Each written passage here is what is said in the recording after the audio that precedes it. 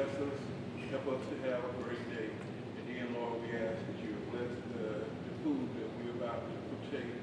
And we just ask that you just bless, bless, bless. In Jesus' name, amen. Amen. Thank you, Pastor. And just a few housekeeping.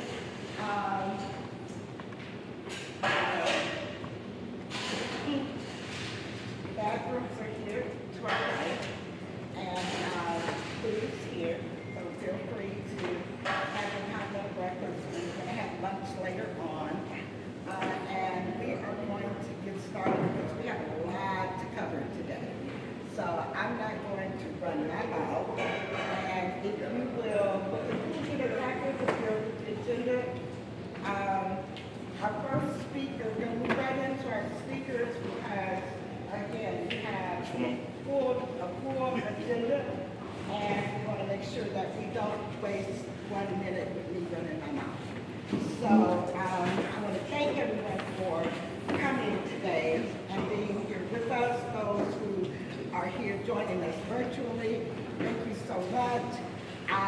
It totally slipped my mind that this is Memorial Day weekend. It's the summer, and also it's graduation time. So folks are busy, and I understand that, so I'm just happy that everyone that is showing up is here. And there are probably, and I'm sure, going to be more people as they start coming in. But I am going to, without further ado, we have with us Berneta. I need my glasses. Can you see? Is she here? Berneta with us. Berneta.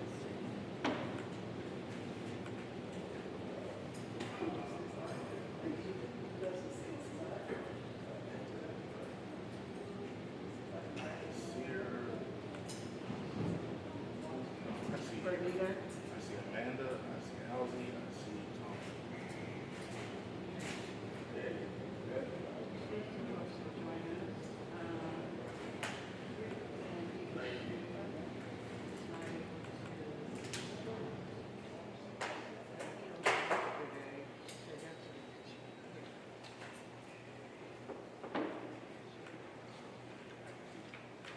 Okay, we have on our agenda our first speaker, Berneta Haynes, and she hasn't joined us yet, so we are going to keep it moving and introduce our next speaker, who's supposed to come on at 10:45, but that's okay because we're just going to continue to move forward.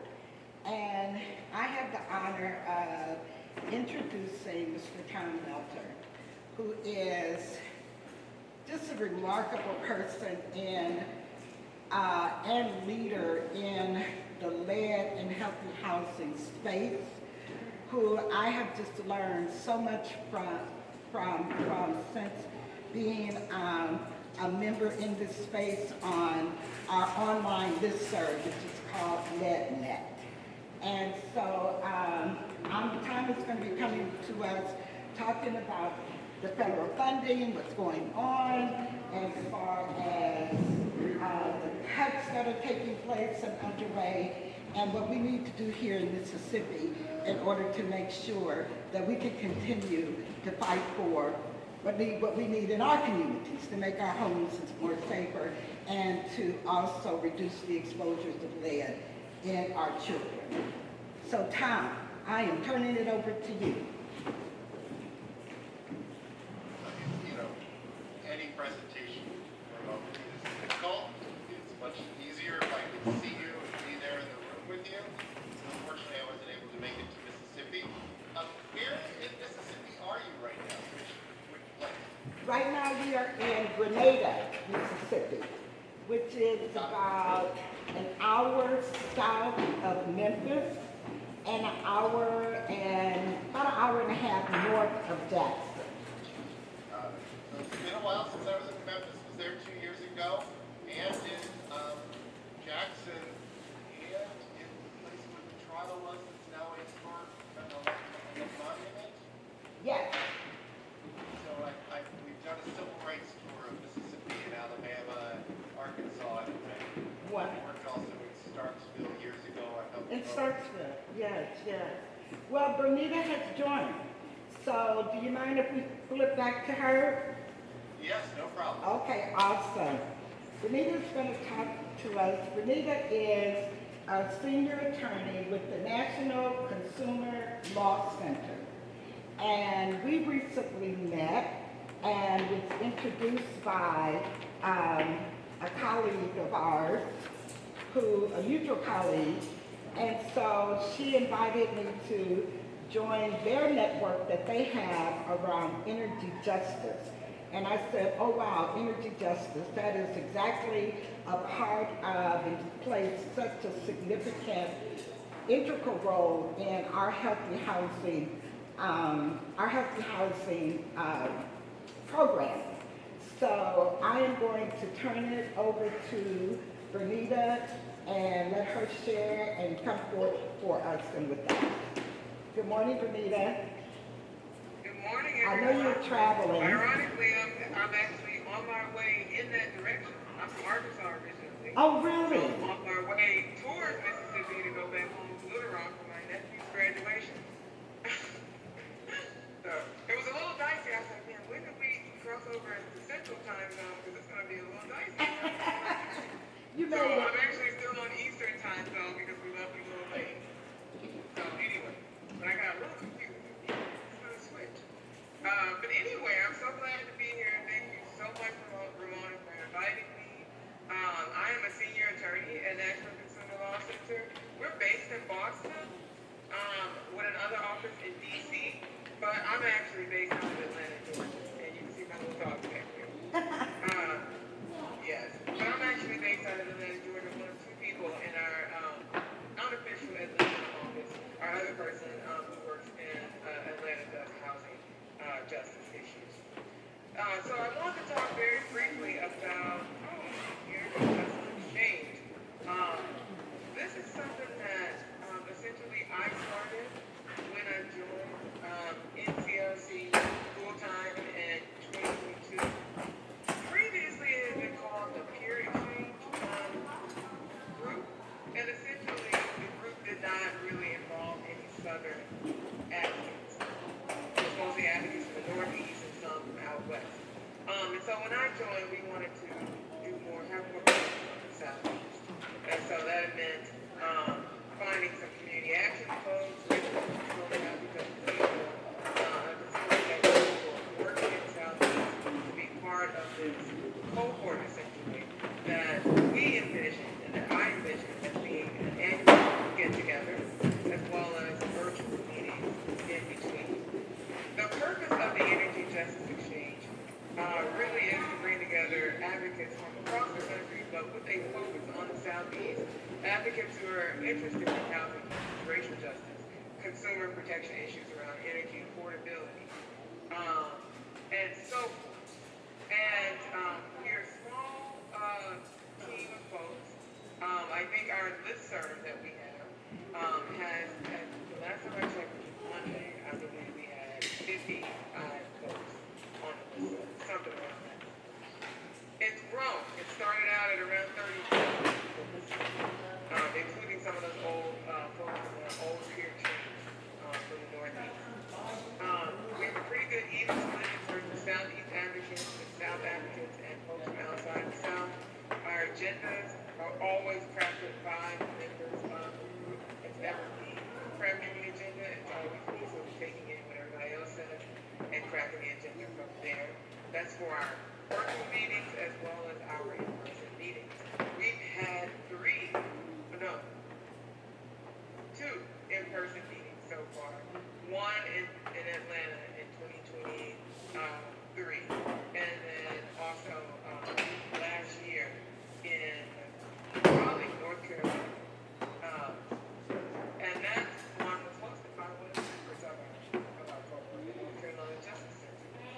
You may be wondering who are some of the groups and folks involved. In the Southeast, we have the North Carolina Justice Center, Alabama Community Action, and also Southeast Community Action Association, Georgia Watch.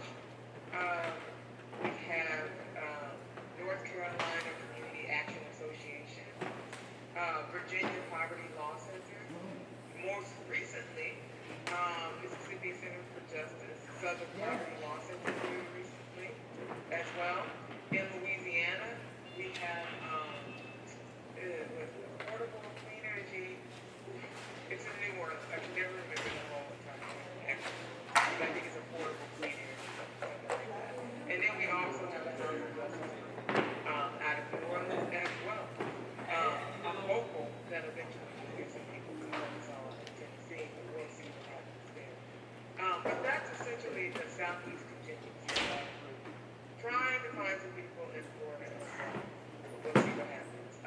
Jacksonville legal aid seems to be kind of as well. And we have folks from New York, from Massachusetts, from Maine. We have one person from Illinois, Colorado, one California person. So a few sprinkling people from those areas. So that's kind of what we are. I want to stop there because I want to make sure that people have time to ask questions. But that's kind of what we are in terms of the Energy Justice Exchange. The Energy Justice Exchange is just one small part of the work that we do in our energy team regardless. At MCLC, the National Consumer Law Center, we do a broad swathe of energy affordability work. And the Energy Justice Exchange is one small part of it that I do. So I'll stop there in case there are questions. I have a question.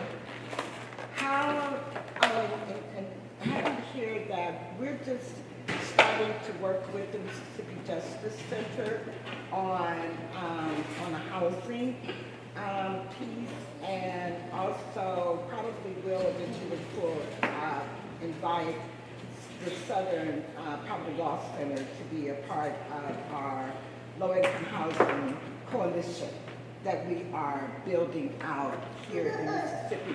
Very, very, very in the preliminary stages. I don't know who you are working with at the Mississippi Justice Center, but I'm working with Ashley Richardson, and she is she's working on their housing. And we both participated at the National Low Income Housing Coalition Policy Summit last month in DC, did some hill work and everything like that. So my question to you is, how do you envision and how do you see the role of energy justice, in particular from an energy efficiency perspective, and also looking at regulatory agencies like here in Mississippi, the PSA, and the role that plays in housing, and especially healthy housing, because healthy housing for us is very much an environmental justice issue, right? We want to see the energy burdens reduced. And so we're hoping to be able to advance our work in the healthy housing space and really center on reducing energy burdens. So how do you see that energy justice, the role it can play in healthy housing? Yeah, I'm really glad you asked that question because one of the other aspects of the work that I do at MCLC is medical data and health advocacy. Let me backtrack too. I started out as an environmental attorney in Chicago, as a matter of fact, and that's very important to the question because my work there at Environmental Law and Policy Center focused a lot on diesel pollution reduction in the South Side of Chicago, and focused a lot on energy efficiency for low-income folks in Chicago.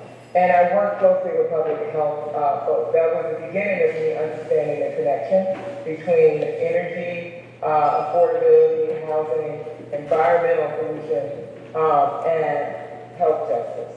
And so what we found in that work and what I brought to this work and what we focus on a lot at NCLC is the connection between making homes energy efficient, sealing these homes up, not only reduces utility bills, but it also reduces exposure to outdoor pollution, right? Sealing homes up. It also prevents people from making those kinds of decisions that ultimately negatively impact their health. So when folks' homes are not energy efficient, as we all know, people will make really sort of like tricky decisions like keeping their thermostat down too low in the summertime, right? So keeping their house too warm in the summertime in order to avoid a high power bill, which can exacerbate any kinds of respiratory health conditions they already have, can contribute to the development of respiratory conditions they may end up experiencing, like asthma. All that contributes to polluting medical bills and worsening health conditions, right? This especially is problematic for Black families because we already have a higher incidence of chronic health conditions that lead to a lot of medical debt and higher mortality rates.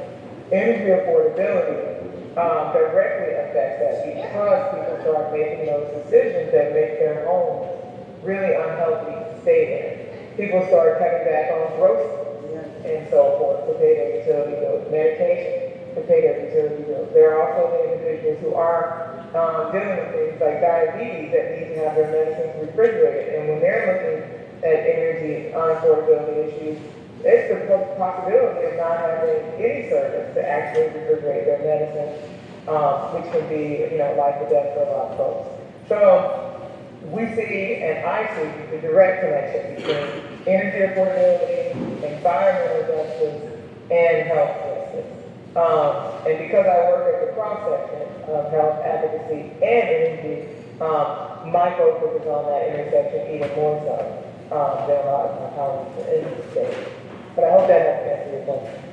Yes, it does. And I'm so happy that you raised the issue of and looking at this from a public health perspective, because our work is centered around the social determinants of health. That's how we do it. And also looking at it from a community and economic development perspective.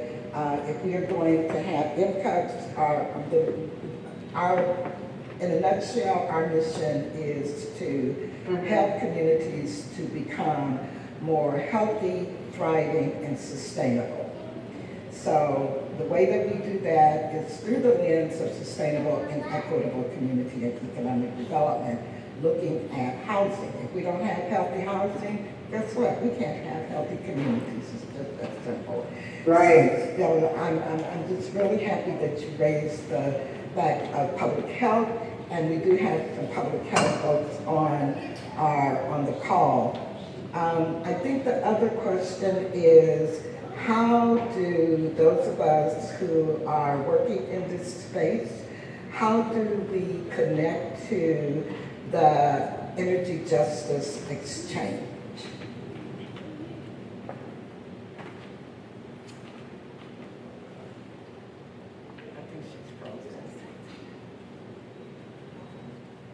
Okay, that's her connection.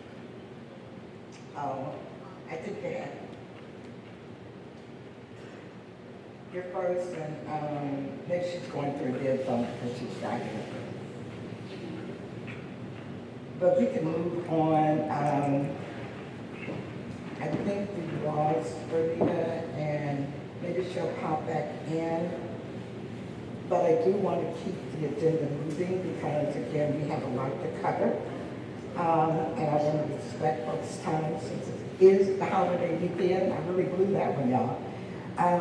So gonna keep on moving and turn it back over to Tom so that he can talk to us about how we advancing healthy homes when federal funding dries up and uncertainty abounds, which it is at nuclear levels right now. So Tom, have that. Okay. And when Berneta comes back in, we can switch back over. I appreciate that too. So I've worked on life for about 30 years now. I've worked with Amanda at the National Center for Healthy Housing. And now I'm with a group called Untitled, which is focused on reducing lead, all sources of lead exposure at the time, primarily in the offices. If you could put up the slide, that'd be useful.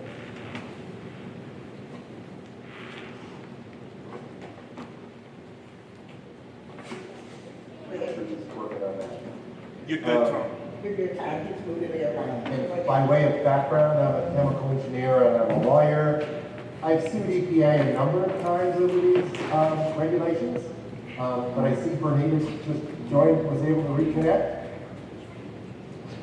Yes, for some reason, I think you all can hear me. For some reason, it lost my Verizon lost my signal. I have no idea. It's still, I'm not that far into this. I don't know. That's right. But I heard most of what she said about being thankful that I brought up the public health angle and talking about some of the work she's done on the public health thing. So I heard both of them.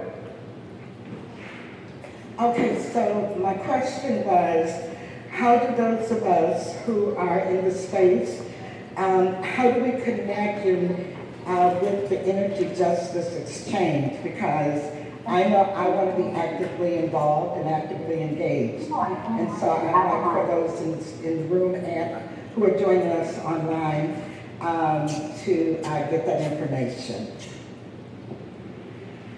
Yeah, so the easiest way to be part to participate in the energy justice exchange is to essentially just sort of message me directly.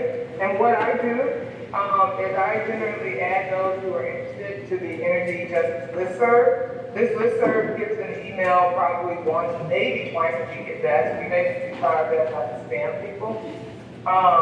That listserv is how folks can stay up to date about when the virtual quarterly meetings are. Our next quarterly meeting will probably be, let's see, we just had our most recent one yesterday, or the day before yesterday, Wednesday. So our next one will probably be August. We have our first, our only in-person meeting of this year in the fall. We usually do that in the spring, but we're doing it in the fall this year. And that is going to be in September. Joining that listserv, you'll get all the updates about that, and I will also make sure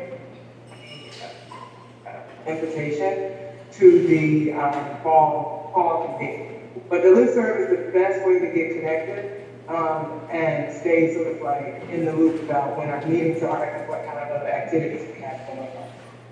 Wonderful. I will. And Romona has everybody. Yeah, Romona, I can definitely send you more information. I think you're on a listserv too. I can definitely send you more information as well to share with people about the EJE and about the listserv as well as about the upcoming in-person convening. I should say that the in-person convenings are always free. We do not charge registration for those. We keep it pretty limited to a small group of no more than 30 people. We usually cover at least a significant portion of people's travel costs to attend. Because our goal is to get as many people who are on the front lines and grassroots organizations at those convenings as possible to make it as easy as possible. I'm really happy to hear that because I tell you, if it were not for our partners, MCUP being a very small community-based, or I don't even call it a community-based organization, I've reclaimed us to be a community-centered organization. And, I can't use this. And if we do not have, the support of our partners for us to be able to attend these convenings and everything like that, we just simply would not be in the loop. So I'm really happy to hear that you all have thought about that and that you are going to make it possible. Because we would like to bring some of our, residents and some of our members to these convenings as well. But I also know that funds can be limited and we do our share. We do contribute our share. So this is wonderful. I'd like to open it up. Folks are starting to trickle in, which is a good thing. But I'd like to open it up to our guests who are on the line and on virtually, if they have any questions for you. Do we have any questions?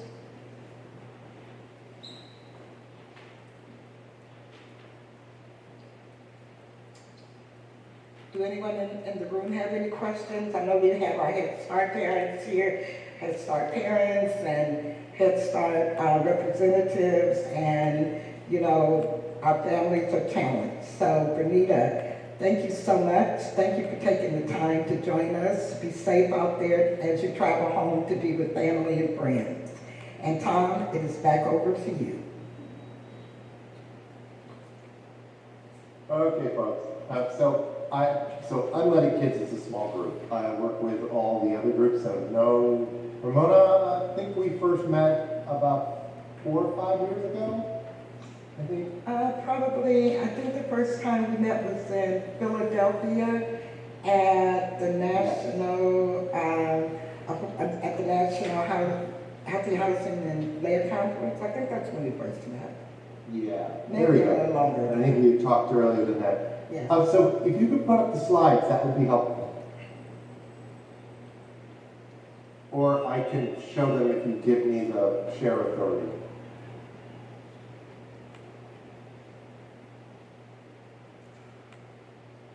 Just click that, I can open it up and set it up.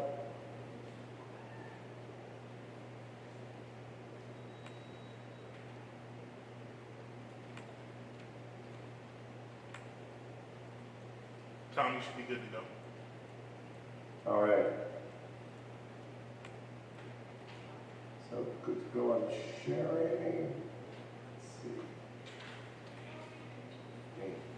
Get it set up here. Just go. That doesn't work.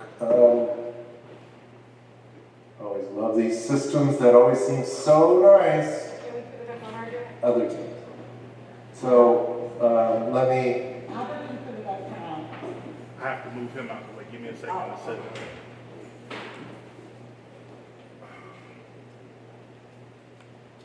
Tom, I need to find your slides. Give me one moment. Well, or I can. Let's see. I think I can get it going here.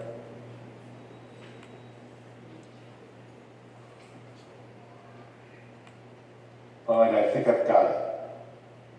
Let's see, share.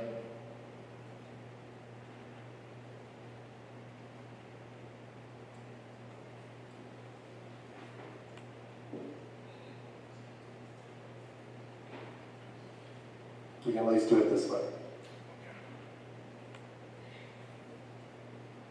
Do those work? Can you see them? Yes.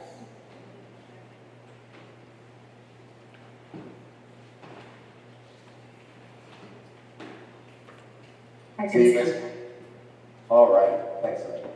Okay, so what I want to do is just walk through the chaos at the federal level, tumult, whatever you want to call it, but it's unprecedented how much of a mess we have. But first, it's probably worthwhile stepping back and looking at what happened in 2024, because it was a really good year for lead. And just slide my things around here. Okay, so let's just go through each of the agencies and talk about what's happened. Let's see, make sure I've got the slide set up right.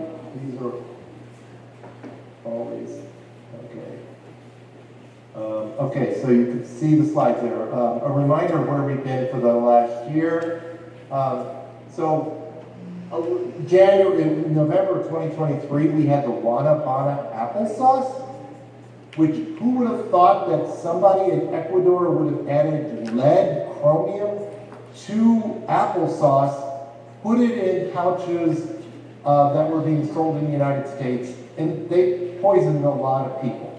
The levels were really high, and it was crazy how much they were.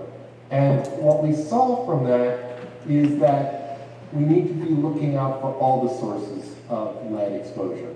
Housing is the one that gives kids the highest levels, but we need to also think of lead service lines, like with Jackson, but we also need to be thinking of food and all the other sources. So that was the big flag. We also had EPA summarize the science in a way that we hadn't had before, and what that tells us is that we have, I'm just trying to open this up a little bit more, that we saw EPA was clearly saying that lead is worse than we thought before, and that's been the overriding message. We now know that it's connected with more harms, not just to children, but we can see the connection to ADHD from when they're exposed from 6 to 11. We know that it's causing low birth weight in babies when they're born, but it also can be associated with preeclampsia in the pregnant people. And then for adulthood, we see premature cardiovascular disease deaths, and that doesn't get to the kidney issues. So we had EPA coming out with a very clear statement of how bad lead is. And that helps advance a lot of this. Then in a long time waiting is EPA tightened the standards for cleanups for lead from 1,200 or 400 parts per million. Right now the standards for lead-based paint soil is 400 in play areas and 1,200 in the rest of the area, where children play is 400. And for cleanups, they were using 400 as the target. They lowered that to 200, and where there's other sources like lead-based paint, 100. And that means that a lot of cleanups that are happening around the country are going to be looking more carefully at the lead and reducing that exposure. In October or September, HUD awarded a historic $395 million to control lead hazards. That was extraordinary. It was finally good to see them getting much of that money out, but there's still about $500 million that still needs to be awarded from federal fiscal year 2024 and 2025. So the job's not done, but getting that money out to communities across the country, rural and urban, was so important. EPA revised the lead and copper rule, and finally will help us get rid of the scourge of lead pipes across the country. It'll take a long time. The lead pipes should be out by 2037. We still got to secure the funding to make that happen, but we have the promise of reducing the levels of lead in drinking water dramatically, like from an average of 10 parts per million down to 1 with that rule. We also see, there were also revisions that were made by the last Trump administration also went into effect. So communities across Mississippi and across the country are now posting maps so you can look up whether you have a lead pipe or not. It's basically where the service lines are. And then EPA released a dust lead standards rule that basically said for the first time, there's no safe level of lead in dust. We can't call it not a hazard if the levels are below 40 or 10. And if you can measure it, we know there's a hazard there. What you do with it is different, because what they did is they adopted an action level that says if it's above 5, you need to act. And that idea of separating a hazard level, which is being honest with people that if there's measurable levels of lead, there's a hazard, to what levels are enough that you should be acting on it. You should be acting by abating the lead-based paint. So those are two extraordinary things that all happened in October. And then we also see those actions based on being able to come up with quantifying for the first time the impacts of ADHD from lead and low birth weight and premature cardiovascular deaths. We've had it for IQ for 20 years now, but what we're able to see is that we can now talk to people about the dollars and cents benefits of replacing lead pipes, or getting lead hazards down from lead dust hazards down, or getting lead out of food. That's really a game changer. We also see now baby food companies. If you buy baby foods, you should be able to look up that baby food brand online. There's about 40 baby food companies, and you could see lot by lot testing results starting in January for all those products that are on the market. And we can see which levels have the lowest. I'm working on a report now with Consumer Reports, which will highlight which brands are better than average, which ones are worse than average from their lead, arsenic, cadmium, and mercury levels, but also which ones are really being transparent. Some of them aren't compliant. Walmart and Target, Kroger's, they're just not making that information available. Other ones are hiding it, so you have to enter a 25-digit lot code to be able to find it. And then also FDA issued action levels for lead that really try to get out the worst of the worst.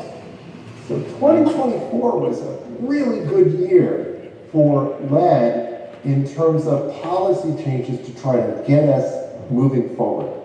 2025 hasn't been so much, but I want to check and see if there's any questions on 2024 before we move on to what's been happening under the Trump administration.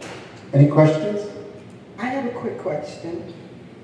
On the lead and copper rule, there was something that was supposed to happen in the States. I think there was a deadline of October 16th, when the inventory, maybe I'm thinking lead service lines, but when the inventories were supposed to have been completed. So in many of our small communities, especially up in the rural areas where MCUP, where we do the majority of our work, and a lot of the municipalities are water utilities. And so could you talk just a little bit, and maybe you might want to wait on this for later, but just a little bit about, because we do have some elected officials here in the room, and the importance of them understanding, especially the ones whose communities are water utilities, the importance of being able to identify those lead service lines and understanding what the lead and copper rules are. Just briefly, I know it's very in-depth. Will do. So EPA's rule that was published it was signed in December of 2020. That rule went into effect where the requirement utilities started to have to comply with it by October of 2024. There's a built-in delay in this to give them a chance. All community water systems were required to make publicly available every single address and for all the service lines, whether they're lead or not. And they had to indicate whether it was lead, not lead, galvanized, or unknown. And a lot of the places are unknown, but that's still helpful information. If the community served more than 50,000 people, like Jackson, that information had to be made available online. Most communities put it out in maps. So you could see maps coming up across the country. That information was submitted to the state. Some states, South Dakota and Georgia, Indiana, took that all and put it into a state level map that is really helpful to see where where it is in one place. Many smaller rural community water systems haven't made that information publicly available. It's a compliance issue. And I know the states are working on getting people into compliance. It takes time. So I'd expect you to see it. I haven't seen any statistics on Mississippi. But seeing those maps and making them available to the community is a really good way. When you can look at your neighborhood and see how many lines could be lead but we don't know, how many of them are not lead. That kind of information is a game changer. And we need to get that information public, make it known, and then act on it. Because lead service lines, it's an easy replacement. It does cost. There's federal funds available to help that replacement, but we need to just get it done over the next 10 years. Does that help, Romona? It does help. It helps a lot. And I know one of our board aldermen, she's here, and we've been talking to our small, we've been speaking to our small municipalities, and I'm happy to hear that there is still time in order for us to work with these smaller municipalities who are water utilities to help them to be able to come into compliance. So thank you so much, Tom, for explaining. And the new rules will require them to update that every year. And those rules go into effect in 2027. And by 2034, they can't say unknown. They're going to have to say whether it's lead or not lead or galvanized. Galvanized means it's been steel pipe coated with zinc. and lead sticks to it. So where it's been downstream or might have been downstream of a lead pipe, it's continuing source of lead exposure. Any other questions?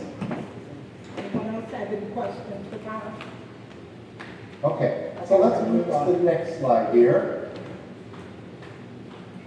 So this is the less optimistic one, and this is what's been happening at the federal level. And Amanda, you've been following on these things for a while, so feel free to weigh in. But the Centers for Disease Control, they cut all 20 staff. They fired them all. So we don't know what's really happening there. The plan is that they're going to form this new America, or the Agency for a Healthy America, that'll take care of asthma and lead and other surveillance programs and coordinate them and integrate them. But creating a new agency when you just fired all the talent is going to be really hard.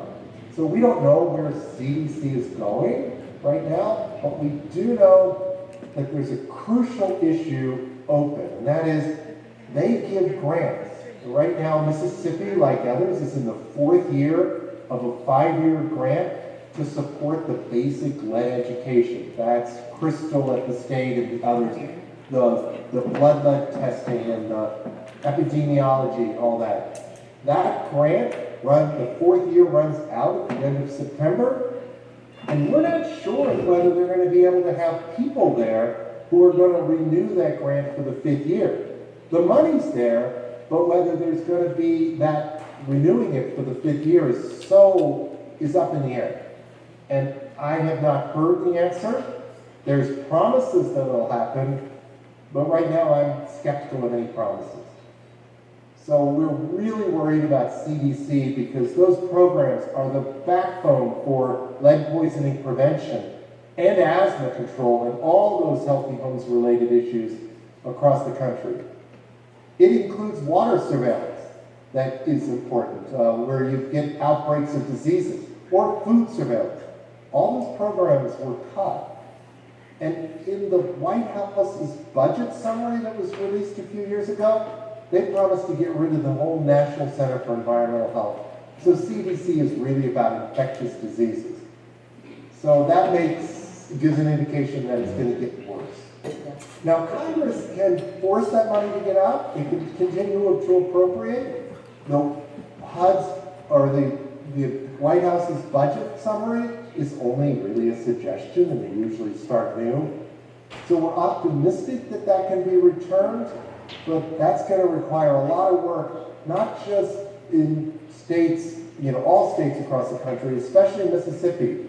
They need to hear from you that CDC needs to get the money out, and they need to be funding those environmental health programs.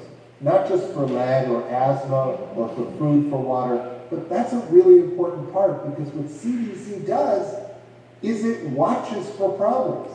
Going blind to a problem means that we're going to have another flip. We would never have caught the water bottle applesauce if there weren't health departments out there watching for it and monitoring blood lead levels. So we need CDC to be there. It's an important component of our public health programs. So I'm concerned about that. Any thoughts on that one?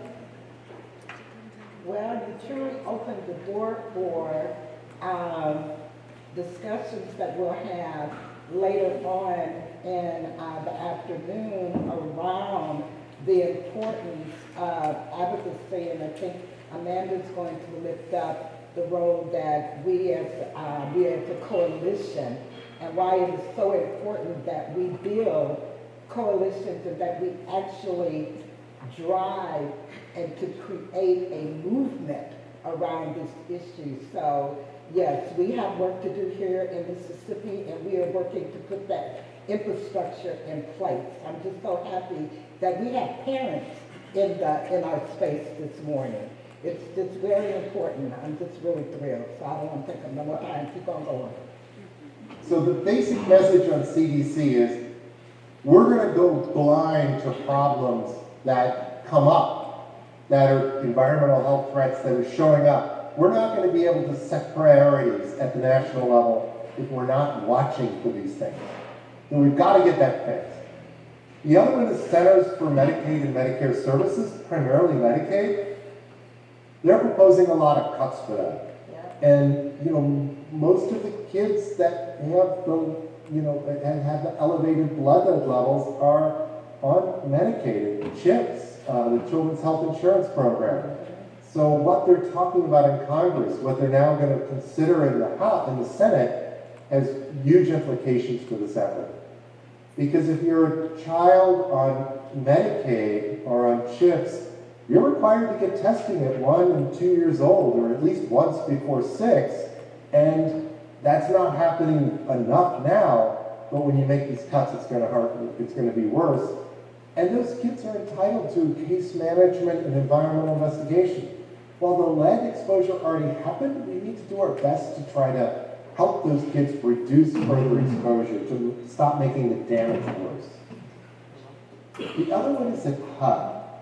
This is really important because while CDC and the states and the whole system can identify children with elevated blood levels, we really want to prevent those, or at least react to them. So the HUD, Housing and Urban Development, provides funding for lead-based paint abatement and interim controls.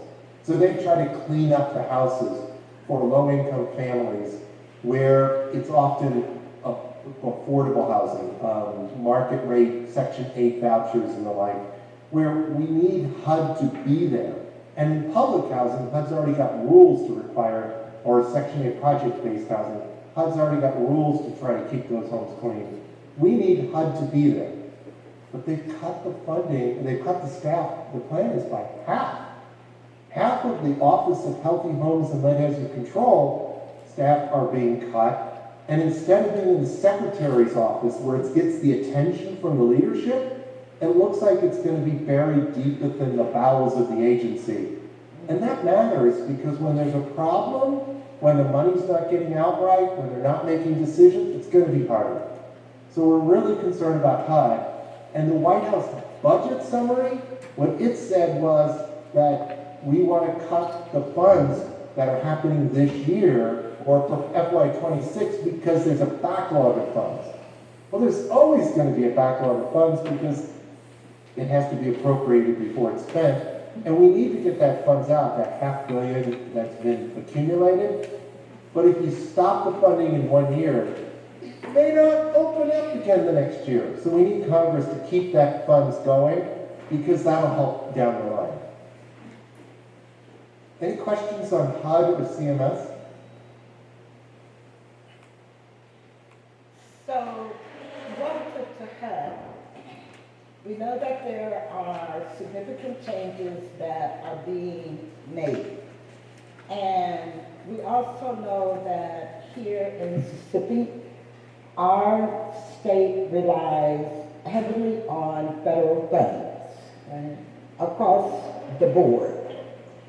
So if HUD, if they're not, maybe they're not saying they're going to cut the funds, but they're getting rid of the staff, the folks who process those funds, and also the applications, if they, we don't know if they're going to release NOPAs or whatever. So again, it is just so important that we organize at our state level, and that is going to be a major focus of our Mississippi Zero Lead and Healthy Housing Solutions Coalition. One of the solutions is for us to organize. So I'm just really thankful that you're covering these various, the different agencies that impact how we do the work that we do and the benefit to our communities, to our parents, and especially to our mothers. Yeah, I appreciate that, and I'm not going to be able to attend the later discussion. But one of the things, the White House budget summary has already caused damage to healthy housing. Section 8 project-based housing, Yes. they said we're going to defund that and just let the states handle it. And those Section 8 project-based housing is a long-term commitment to those property managers to provide the funding and make that investment. And by sending that message and reneging on it, they're already seeing their interest rates going up and finding harder to access credit. Even if Congress reinstates it, the White House has already done its damage, and we need to be sensitive to that. So I'll shift over to EPA. EPA, they implement the rules, the lead and copper rule for water, lead dust standards. Those seem to be moving forward. They've cut some of the research and development, they've cut the climate change, but a lot of the lead and healthy homes focus, it's still uncertain, and we're likely to see cuts coming up. FDA's been the weird one in the mix. The Make America Healthy Again movement means that they're not getting some of the cuts that we've seen in other agencies, and they're willing to focus on lead and food and all the other issues. But in some ways, they're forgetting that lead sources are not just food, they're paint and pipes and everything else. Consumer Product Safety Commission, they're trying to get rid of the independence of the commission and really cut staff there. We also see in 25 and 26 appropriations big cuts, or 2026 appropriations big cuts. We're going to know a lot more about that by July. And there's a national lead and healthy housing conference in Kansas City, which I encourage you, Romona, and others to attend, because it's a chance for us all that care about lead poisoning and healthy housing to come together to figure out where are we going to go from here? How do we approach this? So there's an opportunity to talk about this. So now let me shift over to the core issue. Well, all of the chaos at the federal government's happening, homes in Mississippi still have mold, they still have cockroaches, they still have mice, they still have rats, radon, carbon monoxide, lead-based paint, VOCs, asbestos. All of those hazards are really oblivious to the chaos at the federal level, and they continue unabated. So it's not like these things sort of take a break because the federal government's gone into chaos. What it means is that they're getting their foothold, they're still around. Lead-based paint doesn't stop deteriorating because you don't test children or you don't enforce the law. So we have to be aware that we need to continue to deal with these issues. So how do you navigate the tumult? I'm a kayaker, so I love this one. It's a canoe, but you got to think through our path, and it's not easy. In some ways, you've got to ask, where do we want to hold tight? Where are we just going to defend the status quo? Where are we going to fight back and still demand more? Or where can we chart a new course? And some of that is a mixture of all of the above. I know, Amanda, one of the ideas you've had is we really may need to think not just about lead, but about the house as a whole, and healthy homes as a whole. And maybe this is an opportunity to do that. I don't want to look at, out of every tragedy, we can find some hope. In some of this reform, we can do it, but we still need HUD, CDC, and EPA to do the job. So charting a new path is something we need to consider. We don't want to be locked into protecting the status quo because there were problems in the status quo. So I want to just give you an example of status quo problems with me. This is what happens to all of us. I'll give you an example of radon.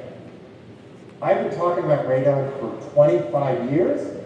I was the director of the Training and Education at National Center from 2005 to 2010, and radon was always what we talked about.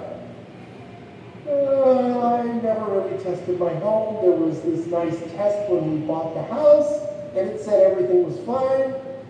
I go back and look at it and found that they tested it during the summer with probably the windows open.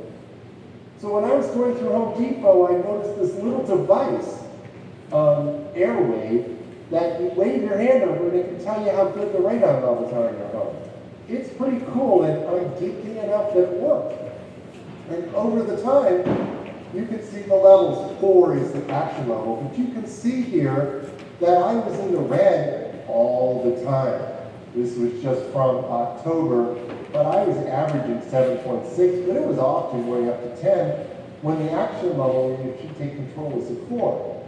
And I don't know how big radon issue in Mississippi is, but I'm telling you that even somebody who knows about the problems sort of was put it on the back burner. Now, I'm a little embarrassed about that, but I'll fess up to it here. So we went ahead last fall and got, it was actually this spring, and put in a radon mitigation system, which I think actually helps make healthy homes too. It basically sucks air out from under the slab of the house and puts it outside and pumps it outside where it's better off. And it was relatively low cost, $1,200. I was able to rustle that money up, and it got installed in just a couple of hours. And what I saw was extraordinary. Look what happened in just 24 hours after it went in. I went from 8.3 down to about 1. And over the years, over the ensuing months, it's even gone lower. So sometimes we need a push. We need a measurement. Sometimes waving your hand over a device and seeing that it's red is the reminder. And some of these levels were up on the second floor of the house. So radon was being spread throughout the house. So my point is radon is important, but also that measuring and thinking about it in the home is important. And some of these measurement devices make a difference. Whether it's testing for lead in water, looking for a lead service line, testing for lead dust testers. And Mariah from Unleaded Kids just joined on the screen. I can see her there. But she may not be for everybody, but I can see her there. Let me give you another example. This is the back of my house. My neighbor, this is where they produced all the houses in cookie cutter in 1950s. There's lead-based paint all over that paint. Lead-based paint's up there. Well, you know, I saw the neighbor bought or hired a contractor who came in with a machine sander, and the poor guy who had just been certified for lead-based, for renovation, repair, and painting for lead-safe repairs, was machine sanding this, and his head was in a cloud of dust.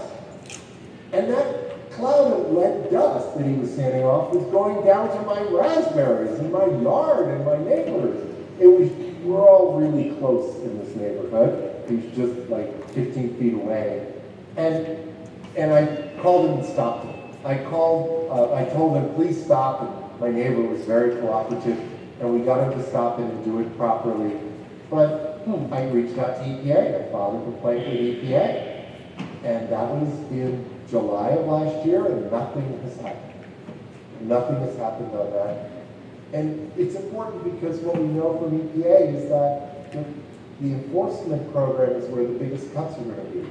And when we rely, like Mississippi does, on EPA for a lot of the enforcement, there's going to be nobody home. So we need to think about the barriers to action, both knowledge, but also getting professionals to be professionals. So I just want to talk about broadly that when you think about advancing healthy homes through tumultuous times, it's at the personal level, like I was for radon, and we can switch off I'll stop sharing here. We can stop sharing here. Let's see, stop sharing. How do I do that? Think you could help me out there? Albert? There we go.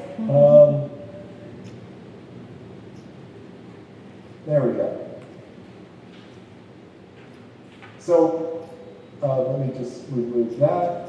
There we go. So I think what we need to be thinking about is, yes, we need to be thinking about the federal government, but we also need to be thinking about what's happened in Mississippi at the state level. It's at the local level. It's like looking at the maps for the lead service lines, but it's also looking at individual homes in your neighborhood. I looked at the map from my neighborhood. I noticed that there were some unknown service lines, so I reached out to neighbors. I know them, they're neighbors, and asked them. So we can do a lot just in our own community to be able to make homes healthier. So we need to be doing all of those things. That's my pitch to you as you think about strategic planning. Any questions?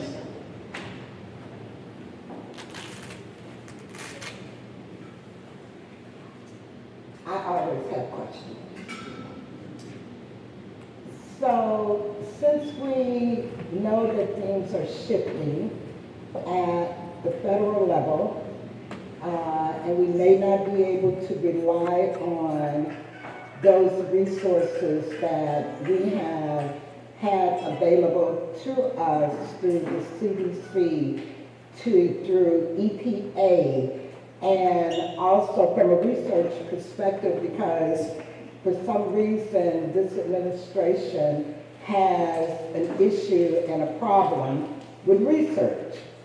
And I'm just wondering, how devastating of an impact can that have on our communities?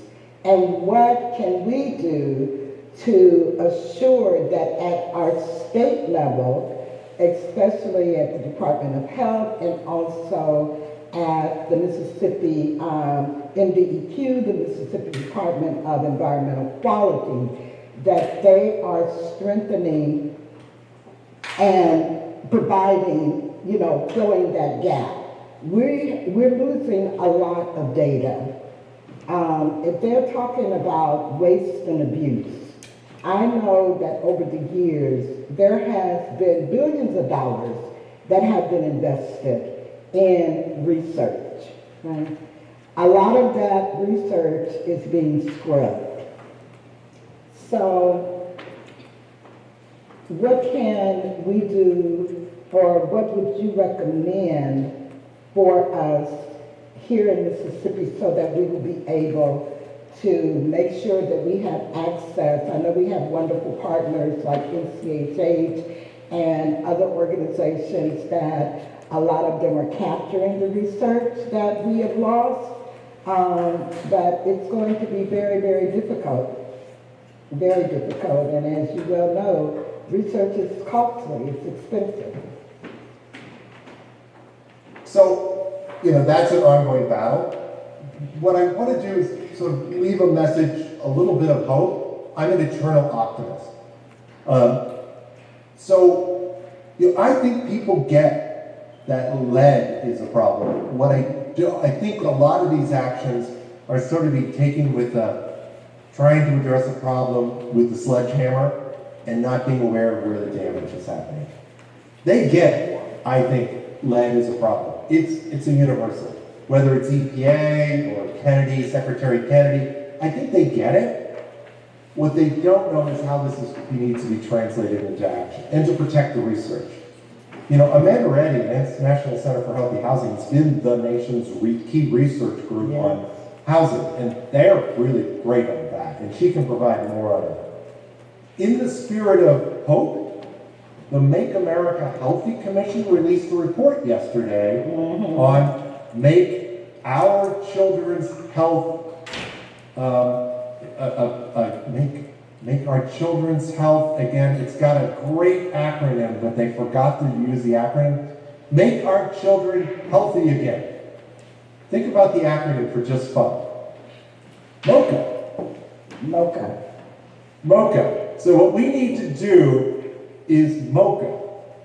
And in that report, a lot of it's focused on problems with ultra-processed food. It's processed with problematic food chemicals. It also gets into screen time for kids.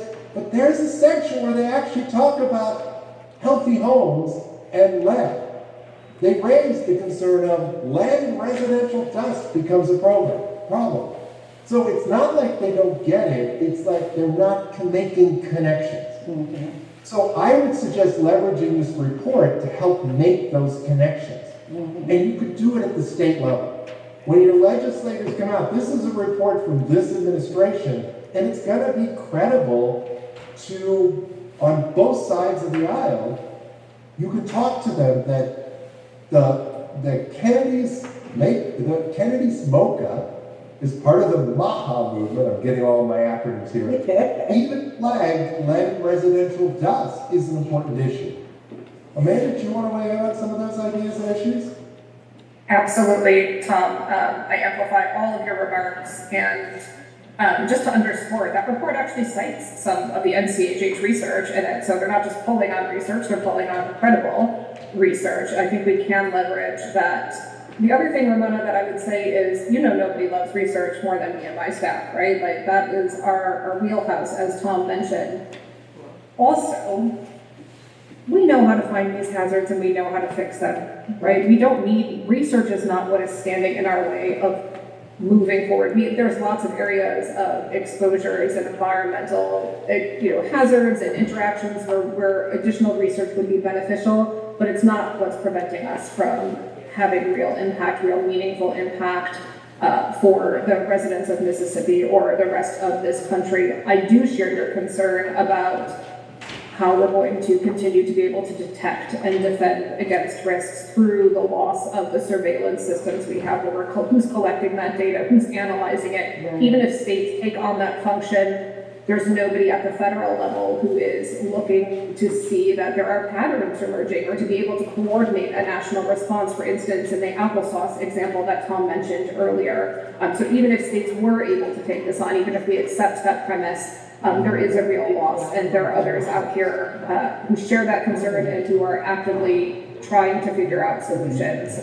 Conversations like the one that's happening today are really important to contribute to that brainstorming about where the gaps are, how we prioritize them, and how we can really meaningfully fill them. I also wanted to say, and to really lift up something else that Tom mentioned, which is in some ways, there may be opportunities opening up. Ramona, you know that we spent the first 2 days of this week meeting with congressional offices. I think we met with about 80 over 2 days. Yes. I will tell you, I won't share all the details here. My best meeting that I was in over those 2 days was with a Republican senator from a state in the Southeast.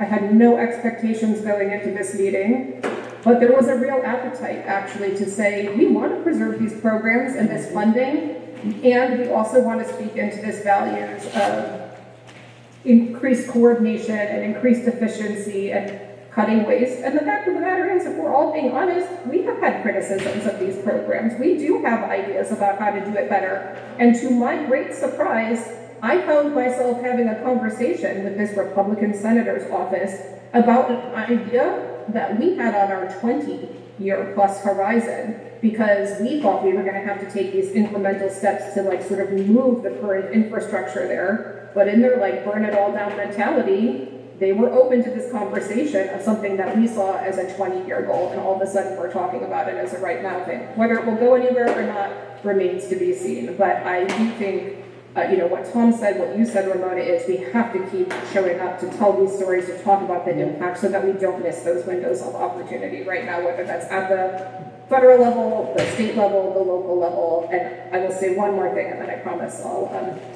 open and make sure that we have time for other questions. Tom, I love that you lift up that people can take action, that we're not helpless to just let the system deal with these problems. And at the same time, people should not have to, right? One of the other offices I spoke to, the staffer who was meeting with us was pregnant, and she was asking us all kinds of questions about what rice cereal is safe, and she got her lead paint tested, but now maybe she should get her water and her soil tested. And I sat there saying to her, yeah, okay, so these are all great things. We're happy to send you information. And also, do you understand that you should not have to be thinking about any of these things, right? You should be thinking about what you're naming that baby, what color you're painting the nursery. It's great, and we're happy to equip you with that information, and yet we cannot give up the fight to relieve you of that burden. These are issues that we know how to solve, and we have a moral and economic imperative to do so. Well said. Well said. And I was just in Pennsylvania talking to a bipartisan group, very conservative legislators in the House, and I was hearing the same thing. They're willing to talk about chemicals and environmental hazards now in a way that they've never been able to before.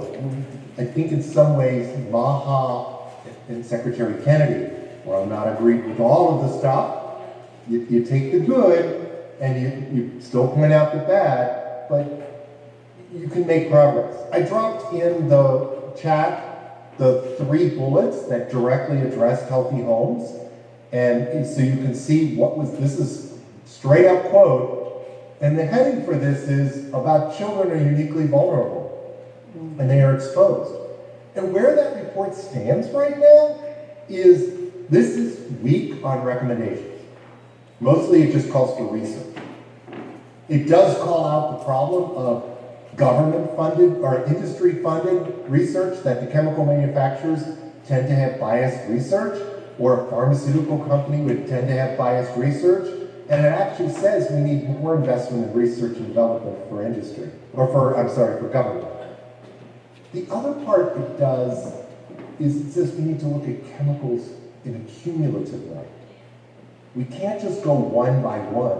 We need to look at all these hazards together. We need to be thinking about pesticides in our home, as well as the flame retardants and lead and mold and rain. And that is something I've not actually heard before from the administration in a constructive way. And that's the opportunity to leverage. So I would suggest you take this report. I'm told that in August, we're going to get recommendations. This is just the assessment of the problem. So now is the window to really be talking to people about solutions. What do you think the solution is? That's why it's so gratifying to hear, Amanda, that you're actually got the window where they're actually thinking about it. Questions? That's all I have to talk about, but you can see this is I can't give you doom and gloom all around because, first of all, that's not me, but also we need to leverage the hope, and we need to fight back on the problem cuts to make sure they don't happen. And we did meet with it was on Monday, Amanda, that we met with our Mississippi U.S. Congress people. We met with Senator Hyde Smith, her aides, and I tell you, we received the same warm reception, and I do think that there is, and you know what, do you remember, what was his name? He used to be the secretary of HUD. Was it Jim, Kemp? What's his name? Kemp. I can't think of his name right now. But he was a Republican. Right? And I tell you, he was one of the best secretaries of HUD that we had. He's the one that started the Resident Management Corporation model for public housing residents. So I think if we come with the olive branch and we reach out and we can make some progress here. I really believe that. I'm optimistic along with you, Tom, that we just have to keep moving forward because bottom line, I believe that most of the people are good, right? I know that they're good, and I know that we're going to continue, but we are going to move power. They may need a little push, and we are positioning ourselves to do that middle prong that you have to fight back. Let's fight back in a pleasant way. Yep. The cockroaches aren't waiting for us to figure it out. They're still out there chomping away and leaving allergens all over the house. We did some research around rodents and the rodent problem in Mississippi. I think I pulled that information from CDC's website where it lists all of the counties and the road, and we got, I'm just going to say we have work to do on rodents. So, do we have any questions from the room? The room is very nicely populated now, and I'm just so excited because we have parents here, and that's who we really wanted to focus on and target was our parents, and empowering them with the information and the knowledge that may be new right now. But this is really beautiful what's going on. So does anyone have, yes, we have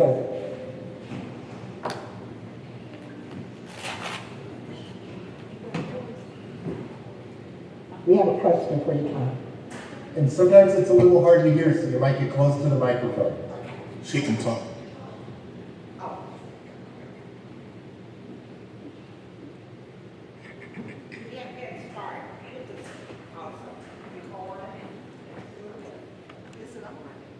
Yes, ma'am. There you go. Okay.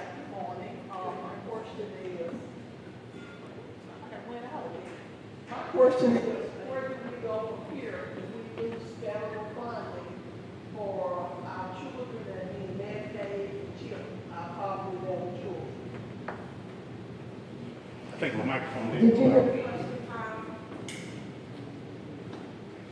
And then show your name, please. Just as, hey,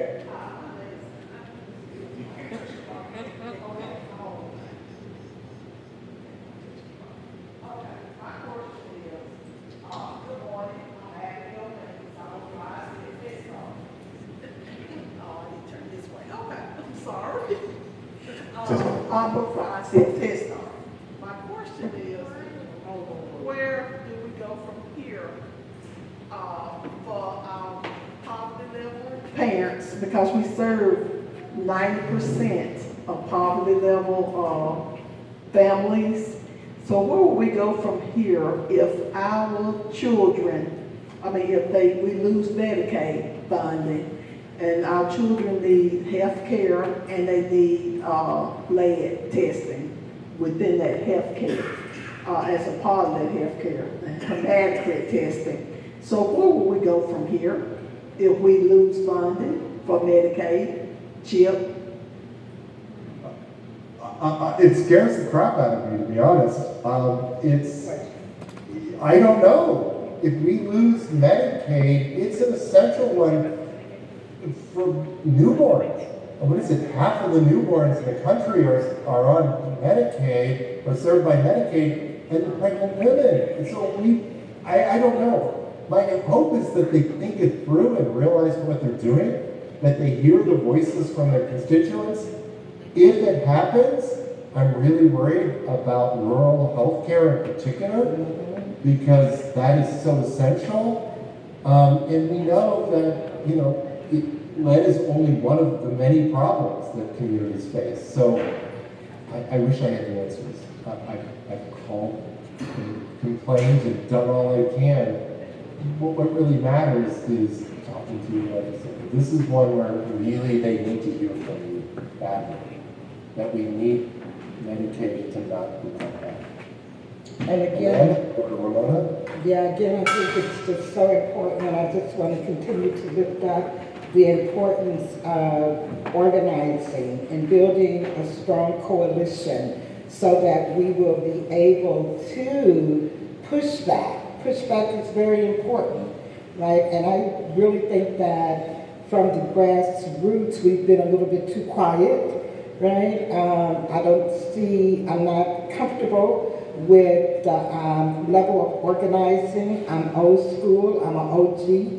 And I remember the days, way back in the days, when things went right, we got in folks' faces, and sometimes you just have to get in their face, because we have to let them know that we are here, and that we are here, and we're going to stand up, and we're going to fight for our children, because our children are our future. They can't fight for themselves. And I know I got a 2-year-old grandson, and I often wonder about my grandchildren's future. So I know that I have to give and put everything in today while I'm still here and I can fight. So things are going to be okay for them when I'm not here to fight for them. Hopefully, I put it and instilled this in my children and everything like that, but who knows? So Ema got to do her thing while she's here. Time. Well said. Any more questions? This has been just so helpful, and I always learn from you and from your knowledge sharing, in particular about the chemicals, because a lot of times we don't think about the chemicals, and we're in an agricultural state. So we do have those exposures to crop spraying and fertilizers and everything like that. So I'm really happy that you put some emphasis, and I know you come from a chemistry background, that you put emphasis on the chemistry. And we're just going to continue to fight this fight, organize, and and make things happen for the betterment of all of our children. Amanda, I found it very insightful when she mentioned the aide who is expecting. And that lets you know that this is not just a low income and a poverty problem, right? This is a problem that has an impact and is impacting all of us across the board. So Tom, thank you so much. Appreciate you so much. You're welcome, and I hope to, maybe I'll get a chance to see, I'm gonna do another, our county does a civil rights bus tour in October. I'm planning to be with 51 people, and we're gonna go through get to see all the sites and go through it. We actually have freedom riders there, and went to the Mississippi Museum last year and got to meet one of the kids that was thrown into prison at 12 or 13 years old, Hezekiah Wilkins, I think was his name. Yes, so you know you cannot come to Mississippi without us feeding you, right? Well, we'll see. The bus tour is a blow through and in and out, but I will do my best and I will check in with you. Okay, and hopefully we're going to see you in Kansas City because we're making arrangements to bring some of our folks in the room too, to the Excellent. conference. Thank you. Yes. And I need to check off in a little while, but I want to hear what Amanda has to say. Thank you so much. Thank you so much. We are going to, I think we're a little ahead of time, which is a good thing. I'm proud of myself. 11:28, Tom had until 11:45. So Amanda, do you mind if we take just a quick little break so folks can go potty, go to the restroom and everything like that, and then you will come on next? That works for me. All right, thank you. We're going to take a little break, everyone. I know that she was with Early Head Start and Pregnant Moms, right? And so she was concerned about the level, the high percentage of children who were testing positive for lead. And so we just started talking and then started looking into the system, the public health system, how it was responding to the number of our children who have elevated lead levels. So I want to say that there is significant improvements that have been made since we started this work. And the root of that work is that lady sitting right there. So we're going to move right on. Amanda, you ready? I'm here. I want to introduce Amanda Reddy, who is the Executive Director of the National Center for Healthy Housing.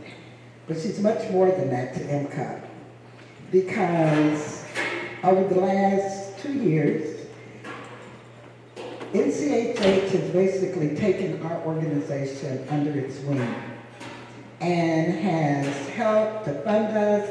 It is because of funding that we received for them that we were able to even start the work around. We had the idea, we had the concept, we did the research, but the implementation of those 2 years of research that we have engaged in through Thriving Earth Exchange, it is because of the National Center for Healthy Housing that gave us a $50,000 grant to look at, to do rural lead exposures in rural areas. And out of that funding is how we came to put this coalition together and move this work forward.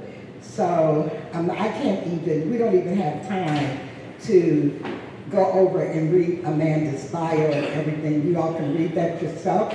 You can go to the National Center for Healthy Housing website. You will be very familiar, before this is over with, you'll be very familiar with it, to read her bio and all the wonderful work that she does, not only that they do for us and our community here in Mississippi, but across this country. So Amanda, I'm going to turn it over to you. Thank you so much for those kind words, Romona, and I'll say right back at you, any of you who spent any time in room or a meeting with Romona can imagine that it's not always clear who's getting the coaching or the technical assistance or the support, because we've benefited so greatly from your wisdom and your leadership over the years as well. So it's my pleasure. Thank you all for inviting me back this year. Some of you may remember that last August when you gathered to launch the coalition, I had the privilege of giving your keynote address, and if you have PTSD from that, because I pounded you with 90 slides, I think I looked back at the presentation this morning, it was 90 slides. I'm not going to do that to you this year. I'm going to give you 0 slides and hope that between the 2 years we'll average out to something maybe a little bit more reasonable here. And also, unlike last year's keynote, I'm not going to use my time here today to stand up here and make the case for why these problems are worth solving, or highlighting all of the best practices and local policies. And that's because you already know the why this is important, right? That's evident in the work that you do every day, in the way that you're showing up here today on a Friday before a holiday weekend, so generous with your time to be spending here thinking about these issues. And you don't need me to stand up here and lecture you about the fact that these are problems that we can solve, that these are problems that are worth solving, or that, as I said earlier, in 2025, it's really both a moral and an economic imperative to do everything we can, each of us in our own special role, but also acting collectively, as you're doing here in this room today, to make sure that children are protected from preventable lead exposures and saved a lifetime of consequences and harm, to make sure that the air that people breathe as they take comfort and refuge and rest in their homes after a long day of work or school isn't making life any harder than it already is, or that the older adults in our communities can choose to age safely and comfortably in place in the communities that they have called home and invested in for decades, and where a lot of them tell us they're not done learning from and leading the next generation. They still have a lot to give. You also know the why not, right? Why, given everything that we know about lead and asthma and all the rest, and all of the time-tested and proven solutions, right? All of that research that we lifted up earlier, that in 2025, 9 people still die every day from asthma in this country, and they don't have to. That every year the equivalent of 24,000 kindergarten classrooms full of kids are exposed to levels of lead that compromise their ability to learn and thrive, and they don't have to be.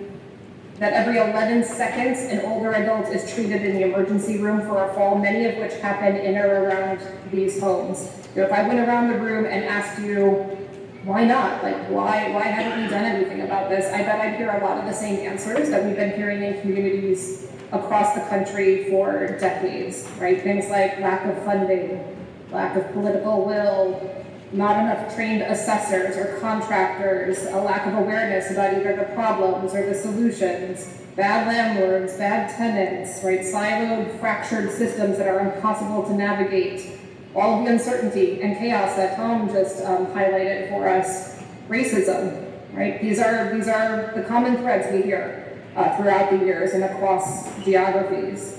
But I've gotten to know Romona and MCUP and many of you in your community over the last couple of years, and I also really know and believe that you're ready to turn possibility into progress, to not just stop at listing all of those reasons why not, but to change the mindset into why not yet, right? Really unlocking not just the possibility, but the promise that change will come and that change is going to come, despite all of the evidence that Tom just presented to us about why that it might be even more difficult.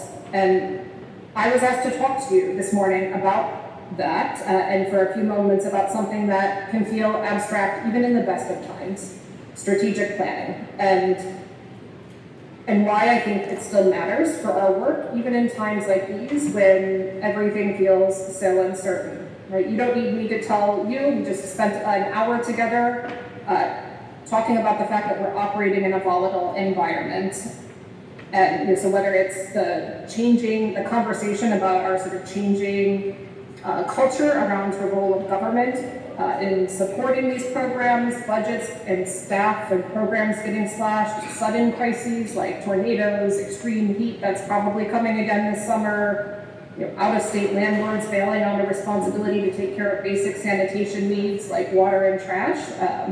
None of this is hypothetical, right? It's real, it's happening fast. So it's a fair ask if you're sitting there thinking, looking at the agenda about a session on strategic planning and thinking, is the strategic plan even worth it right now in this moment? And I want to be transparent that this is a question that I've been asking for my own organization and why I struggled to even think about what was I going to come and say to all of you today. Romona can vouch for the fact that I was like, I don't even know what I could say on this issue, right? We were due at the National Center for Healthy Housing to start a year-long strategic planning process back in January, and I felt compelled to approach my board and ask for a short reprieve, right? It felt like moving forward with a strategic planning process would result in one of two outcomes. Either we'd wind up with a typically aspirational strategic plan that felt completely tone deaf to the moment that we're in, or one that was so tactical and responsive to this moment that we lose any sight of vision or aspiration at all. And on top of that, it just felt too much to ask of staff and board and partners and communities,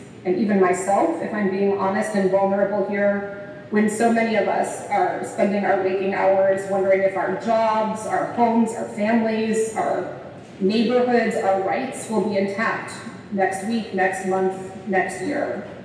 So I've been really struggling with this question, but as I've grappled with the role of strategic planning in these uncertain times and what that might mean for coalitions like yours that are coming together, trying to find that common purpose, I think my answer is yes, it's still relevant, but only if we stop thinking about strategic plans, well, any of the other words we use to describe those, as a fixed roadmap, and instead start thinking about them as a navigation system. Because the truth is, we don't control the road conditions, right? We can't predict every detour or delay. And even those that we've seen coming, including a lot of the ones Tom just outlined, have been implemented with a velocity and a violence and a reach that have been impossible for us to imagine, let alone predict. And at the same time, I think it's still helpful to have something to orient ourselves, chart a direction, and help us reroute as things shift. So, I mean, if we think about it, a good navigation system doesn't just tell us where we're going, it helps us to understand where we are. It gives you options. It says, there's traffic ahead. Do you want to take a longer but safer route? Or there's a storm coming. Here's where you can pull over and take shelter. And that's what I think the right kind of strategy can do for all of us in this movement and for your coalition as well. And so the aim here is not some glossy binder on a shelf, but really a shared understanding of our core purpose, our non-negotiables, right? And the tools and assets, right? That's a big part of strategic planning and coalition building as well. What tools do we have in the car with us so that when the road changes, when we break down and have to change a tire, we're not caught off guard. We've got a plan. We know what assets we can bring to the table. And I think, just carrying on with Tom's theme that it's not all doom and gloom and that there is good news too. In coalitions like this one, you already have so much of what we need to navigate well. You have your lived experience, you have trust, you have organizers and parents in the room and faith leaders and public health professionals and housing professionals and public servants and lots of you who have already been holding the line for years. And so sometimes it's helpful just to take that pause and take a little time and space to ask, what is it that we're trying to move together? What are we each uniquely positioned to carry forward or defend against in this time? What are we going to keep doing no matter what, right? We just had that discussion about Medicaid. Medicaid has got to stay. We cannot lose Medicaid. And what can we let go of when the winds shift or maybe have to prioritize for later action? And it's also, I think, important to note that strategic planning doesn't have to just be about adding more meetings or more jargon. It's about making sure that the work that you are pouring your hearts into every single day is connected to this larger direction, that we're not just busy, we're aligned, that we're not just reaching, we're also adapting. And I wanted to say, that NCHH, my organization, can help support this process if that's something that the coalition wants and feels is right at this moment or at a future moment. That's something we've been proud to do in communities across the country and in states all over the country. And as part of that work over the last 3 decades, we've also collected a lot of stories about the different ways that communities organize themselves and the constellation of factors that can come together to make change not just possible, but probable. And one thing I want you to know is I'm not an expert in coalition building or strategic planning. No matter how many times I've been a part of it, I'm not an expert. But I do feel really confident in sharing a couple of things. First and foremost, there is no one right way to organize, to mobilize, to get this work done. A strategic plan at the end of the day is not what fuels action. It's the collective purpose and the commitment that is generated as part of a meaningful strategic planning process that I have seen unlock and unfreeze the potential for change over and over and over again. And I could spend time today sharing a lot of different stories about the different ways that coalitions have organized themselves around these issues. And many of them will look fairly traditional textbook models. But I'm just going to choose one because we are on a Friday before a holiday weekend, and I promised that I wouldn't do what I did to you last year and overwhelm you with information. And I chose this one story to share with you because this is a community that has been doing this coalition building work with almost no funding, and whether on purpose or not, I think has also done a good job of creating a navigation system instead of a fixed roadmap. And they did it before. They started this before the current chaotic times, but I think it's actually positioned them really well to be able to continue to have a core purpose as everything is shifting. So the community I want to tell you about is the city of Alexandria, Virginia. And they started out their strategic planning process in a fairly traditional way, actually, with a landscape analysis. And that part they actually did have money for. They had a very modest sum of money from some unallocated COVID money back in 2021 or 2022. And they decided to invest it in taking stock of all of the data that they had around housing conditions and housing-related illness and injury, not just data that said what the problem was, but also cataloging the data sets as assets and noting where there were gaps. Other communities have data about this and we don't, or they have data about this that they can break down by race or by neighborhood, and we don't have the ability to stratify it in that way. And they did the same thing, the same kind of landscape and gap analysis for programs and policies and services that either existed in the city or existed in other places but didn't exist in the city. And so there was nothing unusual about that. But what they did next was, I think, sort of unusual in our field. It stood out to me, at least. For their very first coalition meeting, they had me speak for about 20 minutes at the beginning to level set and create a shared understanding of what healthy housing is. Then we didn't talk really about healthy housing for the rest of the day. Instead, they spent the rest of the day training everyone in the room on human-centered design or user-centered design. And if you are not familiar with those terms, that's okay. Human-centered design is really a process and a way of understanding problems and developing solutions that understands and considers the perspectives, the priorities, the capacity of everybody in a system.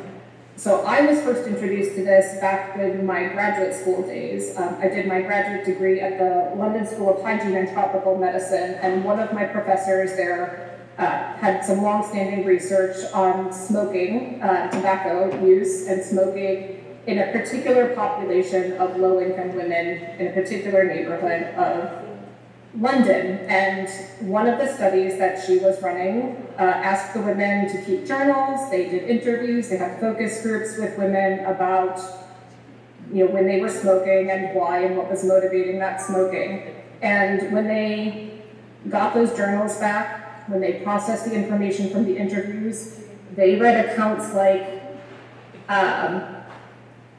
I was beaten as a child, and I didn't want to do that to my kids, and sometimes stepping outside to have a cigarette is the only thing that stops me from hitting my kids. Or there's never enough food to go around, and if I have a cigarette in my hand at the dinner table, my kids forget to ask why I'm not eating, or they don't notice why I'm not eating, and I don't want to have to explain to them that there's not enough food. I don't want them to have to know that. And when you start to understand the motivations and get that information, you start to realize that a lot of our typical public health messages and interventions of you're going to get cancer in 20 years or it'll make your skin look all old and leathery, that's not what these women were cared about. They were trying to get through the day. They didn't want their kids to know that there wasn't enough money for food. They were trying to break generational cycles of violence. And so our interventions were just completely missing the mark. And what a human-centered design approach can do is by really truly understanding the perspectives, the experiences of everybody in the system. So when we're talking about housing, it is the people who live there, but in a rental situation, it's also the property managers or the landlords, the code officials, right? Everybody in the system, that we can design more durable solutions that really work for everybody in the system, and that those solutions are going. And I could share a number of other stories from the public health sphere about just some of the really innovative ideas and strategies that this kind of approach has unlocked. So getting back to Alexandria, they used this human-centered design approach in creating their first action plan, and I think it really shows up in the way that they've even just named their strategies based on where they were and their limited resources. Their story wasn't that they mobilized around an initial focused goal of passing a specific piece of legislation or an ordinance. So I could tell you a lot of stories where that did happen, right? Our colleagues in Allegheny, Pennsylvania, in that same time period did have that strategy. They mobilized around a specific lead ordinance that had been stuck for a decade at that point, and were able to build their coalition around that specific issue. But that's not what Alexandria did. Instead, they expressed their goals and strategies as values, the following values. I'm going to read these off directly. Empowered residents, accountable programs, inclusive policies, engaged housing providers, and comprehensive data and efficient systems. So they were very clear on their purpose, but they were flexible and open-minded about how they were going to get there.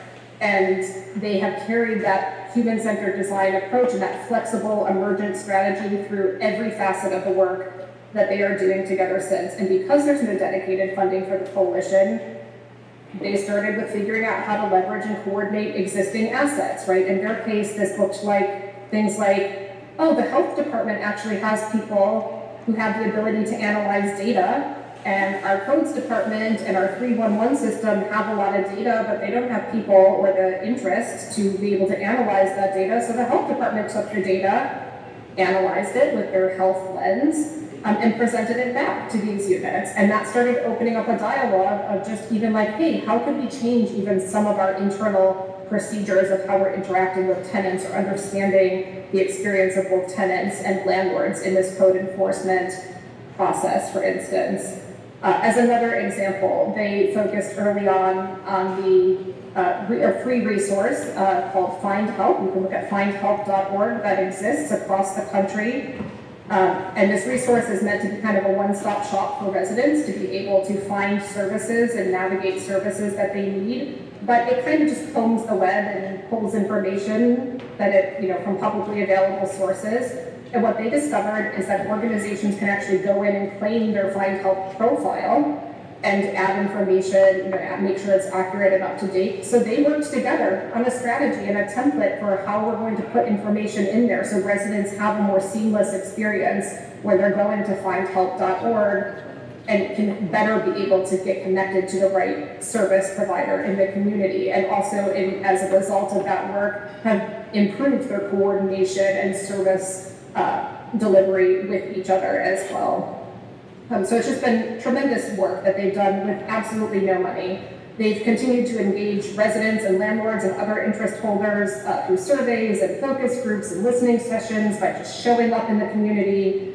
And I think it's really important that these early wins have started to create momentum for much bigger investments and opportunities that they could not have imagined if they had mapped out a specific route back in 2022, and that they might not have unlocked if they were pursuing just a fixed goal. So I want to leave you with this. Yes, things are chaotic and uncertain, but what is clear is that the stakes continue to be real, and in many ways they've never been higher than they are now. And also that you don't have to if you decide to move forward with strategic planning as a coalition, you don't have to map out every mile of the journey to move forward. If you are looking for permission for somebody to say that, consider this that signal from the universe, but also that you do deserve a navigation system that reflects all of the wisdom and the courage and the clarity that I know is already in that room right now. And if you want, the offer stands, we can build it together and keep checking it as we go. Before I close out here, I also wanted to say, Romona, if it's okay, a few words about advocacy and the importance of advocacy, which has been touched on already here. Absolutely. I mentioned before that earlier this week, the National Safe and Healthy Housing Coalition held meetings with 80 congressional offices as part of our annual Hill Day. And it may take a while before we know the impact of that advocacy, but we know it has made a significant difference in the past. But one of the most important metrics of success, I think for me each year, is when I get to accompany community members on their first ever visits with elected officials, and that happened again this year. And nearly 100% of the time, and it happened again this year, they come out of the experience saying things like, "It wasn't so bad. I could get used to this. I think I could do this again." And I just want to implore you about how important, how vital it is for you to do that and to take advantage of the resources of national organizations like ours and many others who are available to help demystify the process for you if it's something you've never done before, if you're new to this, to help you really step into your power as a constituent and take up space in the offices of your elected officials. We can, even if you're experienced at this, we can help, Ramona, you're very experienced at this, but we can help reduce the burden and labor it takes to actually do this work. Rely on us to leverage our resources and our positional power to provide that access, and then make them listen to your stories. Even if you think you're not allowed to lobby because of your job, I want to say you are allowed to educate. We need you to educate, and you can team up with orgs like ours to make sure that anything that starts to stray over that line can fall on us, right? We can do that. We've got decades of data and economic analysis and deep expertise about the technical and policy solutions, but there is absolutely nothing that compares to a constituent sharing from their heart about why this funding, why these programs, these policies and services matter. And so with that, I'm gonna conclude by just thanking you again for the opportunity to be in the room with you today. It's the absolute honor of my life that I am fortunate enough to get up every day and actually be paid to share a space with people who are so deeply committed to making homes safer, to healthier, and not just in theory, but block by block, family by family, day after day. And I just really look forward to following your story and finding out more how we can help. Oh, Amanda, I tell you, it's just, you just covered so many points that are relevant for us not only here in Mississippi, but across the country, as we are positioning ourselves to take some bold steps and bold actions in order to assure that the resources, we know that we have Head Start Head Start parents in the space, we have Head Start teachers and Head Start social workers in the space. And we know that Head Start is being threatened, right? And the funding is being threatened. So when we talk about advocacy, well, we don't lobby, but as you said, we can educate and we can walk the halls of Congress. And we can walk the halls of our state legislature. And we need to not only walk the halls of the state legislature in Mississippi, but we need to stomp the halls in the state of Mississippi. They don't seem to think that it's important for our state legislators to advocate funding and advocate money so that our communities can have the resources and the quality of life that we deserve, that our children deserve to have opportunity. And opportunity starts first with healthy housing, not being poisoned by lead, that leads to so many other behavioral disorders and so many other health issues. So I just want to say thank you for always being there for us, for being there for me, for MCUP, and for our communities, and especially for our children. It is just so, so, so important that it is understood why we must challenge and why we must advocate and why we must fight to get the lead out of Mississippi. And that is going to start with improving the quality of housing in the state. So I'm going to ask everyone in the room if you have any questions that you would like to ask, Amanda. Any how-to questions?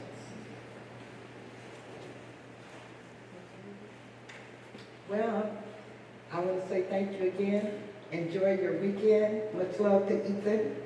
And we're going to break for lunch. Thank you so much, Amanda. Honors.